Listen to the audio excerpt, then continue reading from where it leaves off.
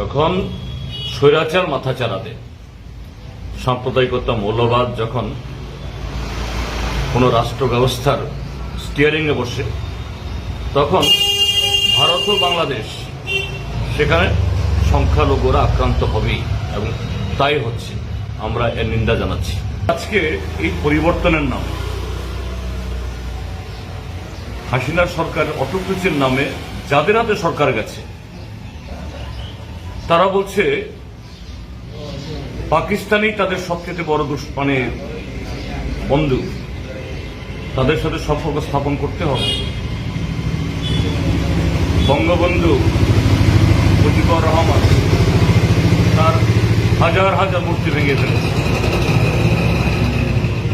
তার ছবি রাখা যাবে না এবং সংস্কারবাদী ছাত্র আন্দোলন বা রাজনীতির নামে আজকে যা হচ্ছে এটা আর এক ধরনের স্বৈরাচার এবং এই স্বৈরাচার সরাসরি বাংলাদেশের স্বাধীনতার যে চেতনা, মুক্তিযুদ্ধের চেতনা তার বিরোধী। আর সেই চেতনাই বাংলাদেশে সেখানকার ধর্মনিরপেক্ষ যে শক্তি এটাকে দুর্বল করছে।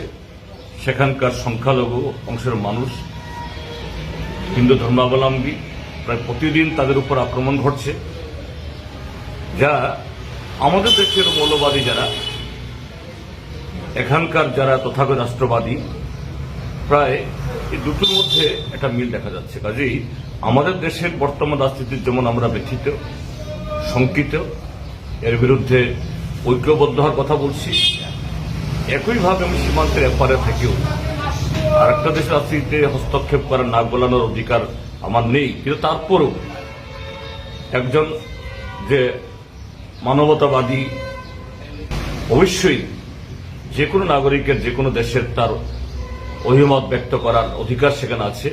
আমি সে অধিকার থেকে বলবো বাংলাদেশে সেখানকার ধর্মনিরপেক্ষ গণতান্ত্রিক শক্তি